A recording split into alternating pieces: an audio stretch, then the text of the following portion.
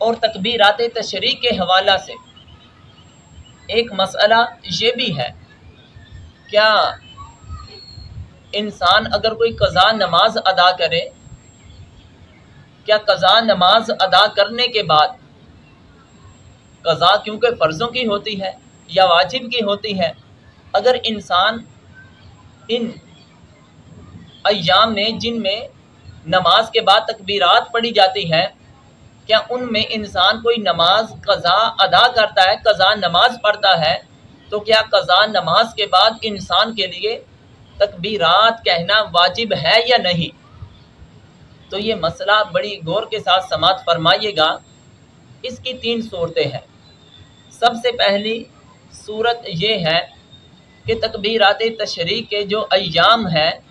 یہ 9 ذی الحجہ سے 13 ذی الحجہ کی عصر تک ہے۔ تو اب وہ آدمی کے جس نے قضا نماز ادا کرنی ہے وہ 9 ذی الحجہ سے 13 ذی الحجہ کے علاوہ کی نماز ہے، وہ 9 ذی الحجہ کے علاوہ 13 ذی الحجہ کے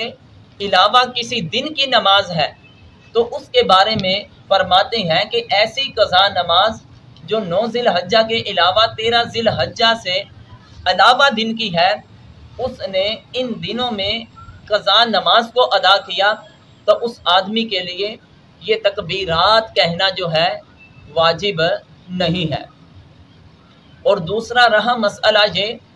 کہ اگر انسان کی جو قضا نماز ہے، فرض کریں کہ 9 ذی الحجہ سے لے کر 13 ذی الحجہ کی عصر تک انسان کے لیے فرض نماز کے بعد تکبیرات کہنا واجب ہے، اگر کسی آدمی کی 9 ذی الحجہ سے 13 ذی الحجہ کے درمیان کوئی نماز قضا ہو گئی، اور جب اس کی وہ نماز قضا ہوئی اور اس نے اس نماز کو کب ادا کیا،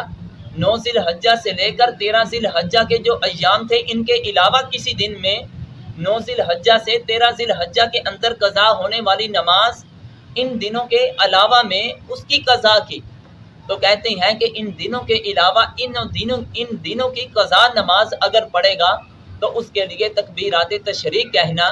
واجب نہیں ہے۔ پھر اس کے بعد تیسری صورت فقہاء کرام یہ بیان فرماتے ہیں کہ جس کے اندر اگر انسان قضا نماز پڑھے گا تو اس کے لیے تکبیرات تشریق جو ہے یہ کہنا واجب ہے۔ وہ کون سی تیسری صورت ہے؟ وہ تیسری صورت یہ ہے کہ انسان 9 ذی الحجہ سے لے کر 13 ذی الحجہ کی عصر کی یہ جو تکبیرات کے ایام ہے، ان تکبیرات کے ایام میں انسان کیا کرے کہ فرض کریں کہ اس کی 11 ذی الحجہ کی فجر کی نماز چھوٹ گئی، اور 11 ذی الحجہ کی جب اس کی فجر کی نماز چھوٹی تو اس نے جب ظہر کی نماز ادا کی، ظہر کی نماز کے بعد اب وہ فجر کی نماز کو قضا کر رہا ہے، تو اس نماز کو جب وہ قضا کرے گا تو اس کے لیے تکبیرات بھی کہنا واجب ہوگا، کیونکہ یہ قضا بھی اسی سال کے اندر تکبیرات ایام کے اندر، تکبیرات تشریق کے جو ایام ہیں انہی کے اندر قضا ہوئی تھی، تو انہی ایام کے اندر ہی اس کی قضا کی گئی، تو لہٰذا اس صورت میں اس آدمی کے لیے اگر وہ قضا نمازیں جماعت سے پڑھتا ہے تو پھر بھی اگر جماعت کے بغیر بھی پڑھتا ہے تو اس کے لیے تکبیرات کہنا ضروری ہے۔